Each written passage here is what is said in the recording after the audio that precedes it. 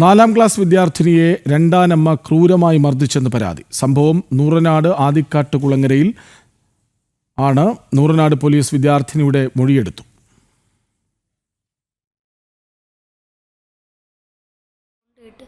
ഇറങ്ങി വരാൻ വേണ്ടി പറഞ്ഞില്ലായിരുന്നു. അപ്പോൾ ഞാൻ കഥ തുറന്നപ്പോൾ എന്നെ മുടിക്ക് കുത്തി പിടിച്ചോണ്ട് പോയി.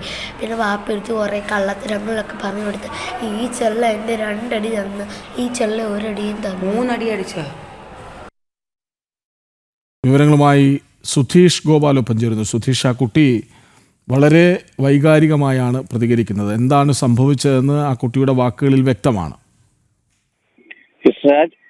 ഇത് 4ാം ക്ലാസ് വിദ്യാർത്ഥിനിക്കാണ് ഇത്തരം ഒരു ദാരുണ സംഭവം ഉണ്ടാകുന്നത്. സംഭവം നൂറനാട് ആദിക്കാട്ടുകുളങ്ങരയിലാണ്.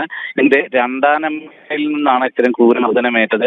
മുടിക്ക് കുത്തിപ്പിടിച്ചു വലിക്കുകയും കവിളത്തും അടിക്കുകയും ചെയ്തതായാണ് കുട്ടി പറയുന്നത്. ഇത്തരത്തിൽ നിരന്തരമായി ഇത്തരത്തിലുള്ള അക്രമങ്ങൾ ഈ വിദ്യാർത്ഥിനിക്ക് നേരെ ഉണ്ടാകുന്നു എന്നതാണ് കുട്ടി പറയുന്നത്. ഇത് സംബന്ധിച്ച് ഇപ്പോൾ നൂറനാട് പോലീസ് കുട്ടിയുടെ മൊഴി ശേഖരിച്ചിട്ടുണ്ട്. ആ തെളിവ് മറ്റു മൊഴികളും മറ്റും പരിശോധിച്ച ശേഷം എഫ്ഐആർ